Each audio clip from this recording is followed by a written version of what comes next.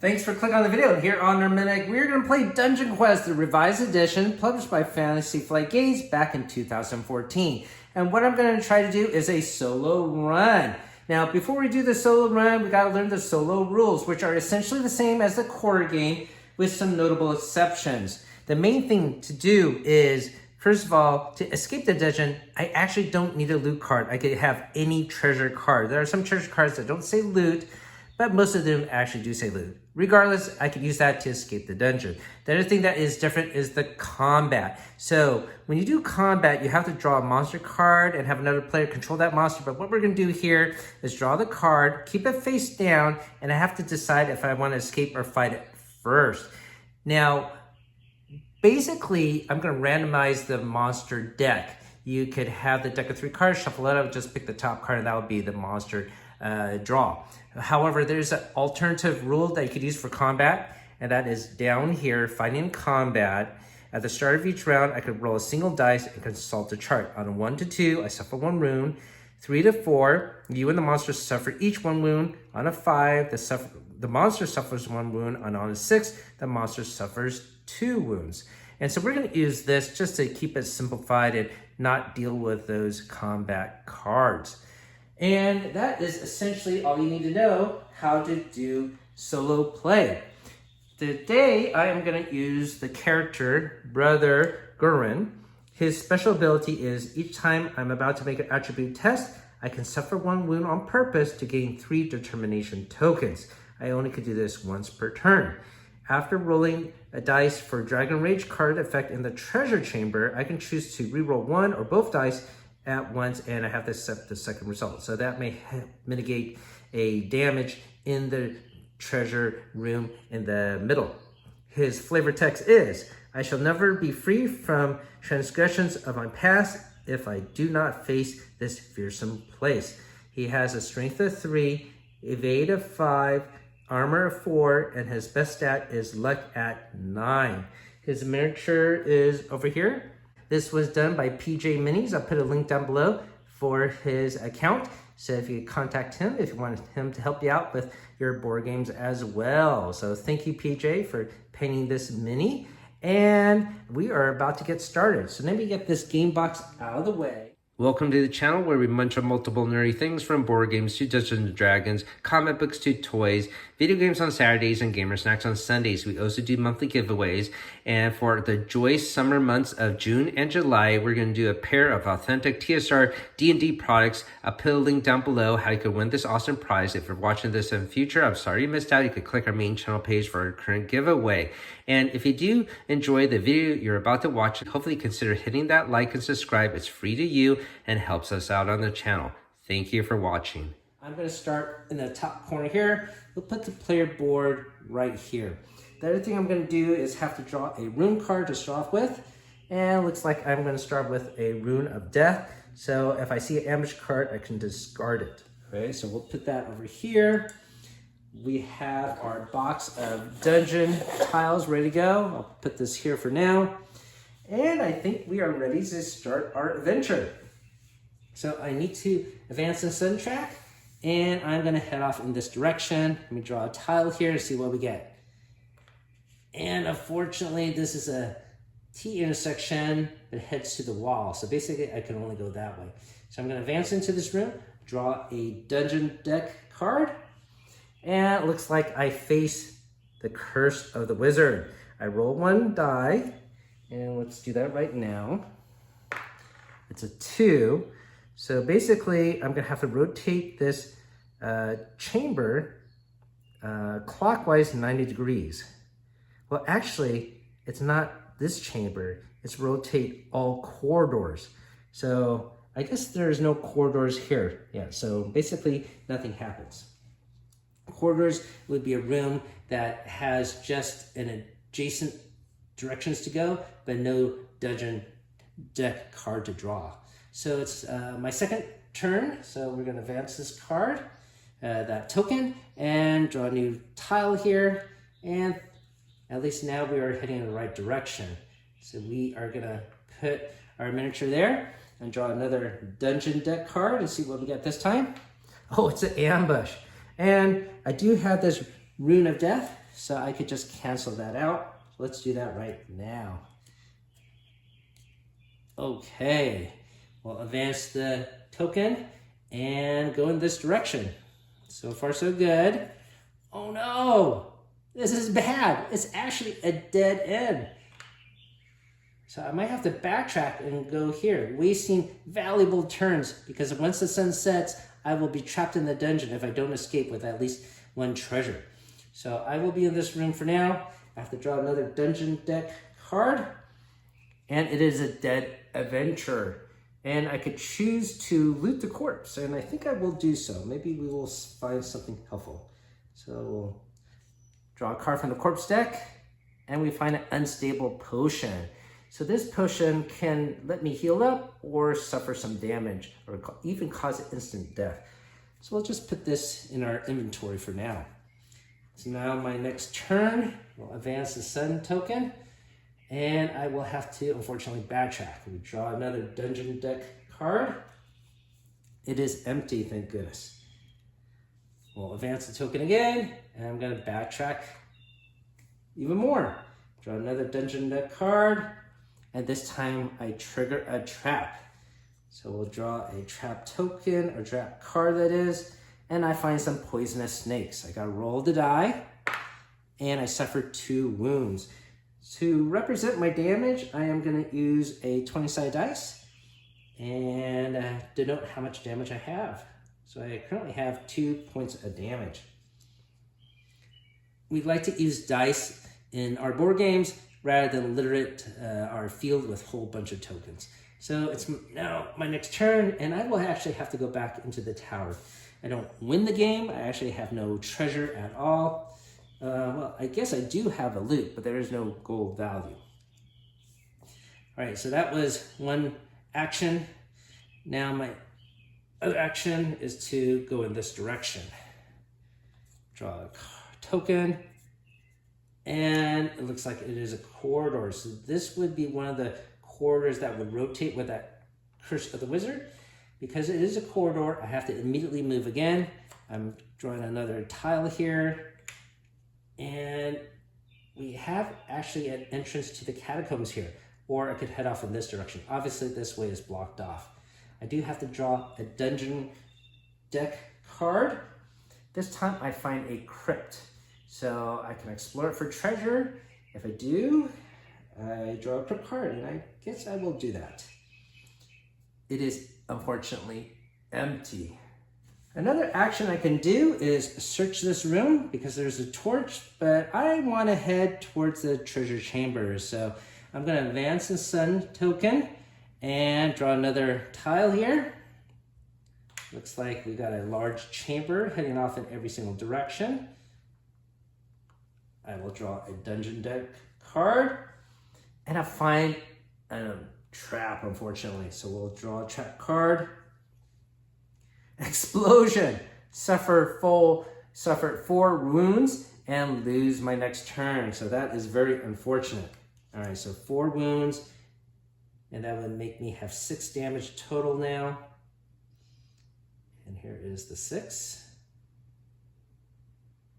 And then my next turn is lost, okay? And now on my subsequent turn, I can now move, and I guess I will head off maybe straight ahead. So let me draw a tile here. Got a chamber with multiple doors. I will move into this room and have to draw a dungeon deck card. So it looks like I find another dead adventure here, and I think I'm gonna skip the opportunity to search that corpse.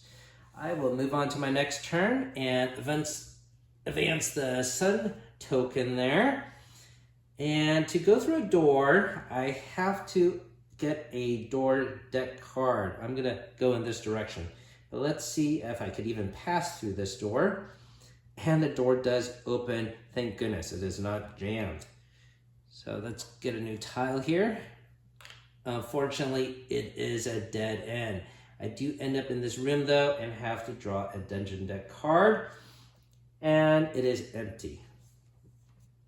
We're gonna advance the token backtrack. Oh, before I backtrack, I have to test the door again.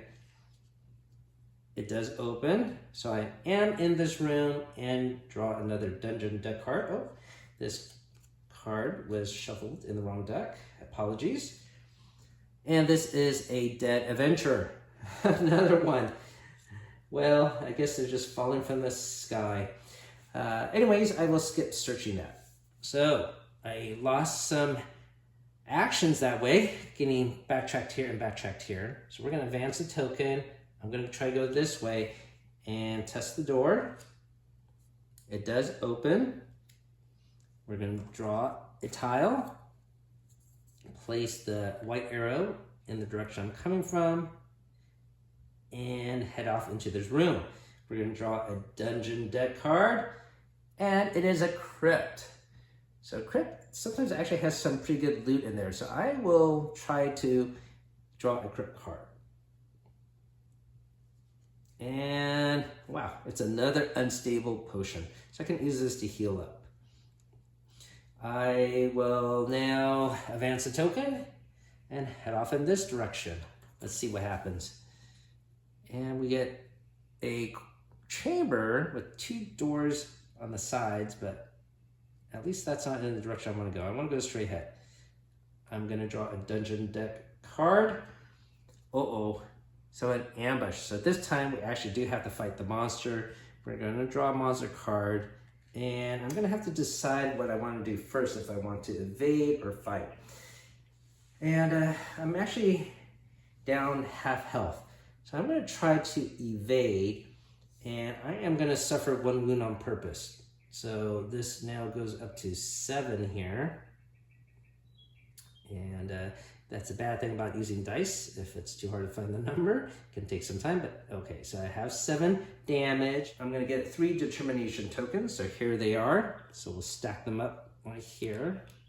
And I will test my speed, which is a measly 5. Let's see what happens. Oh, and I am able to pass when I commit 2 determination tokens for that. All right, so let's flip it over, see what the evade penalty is though.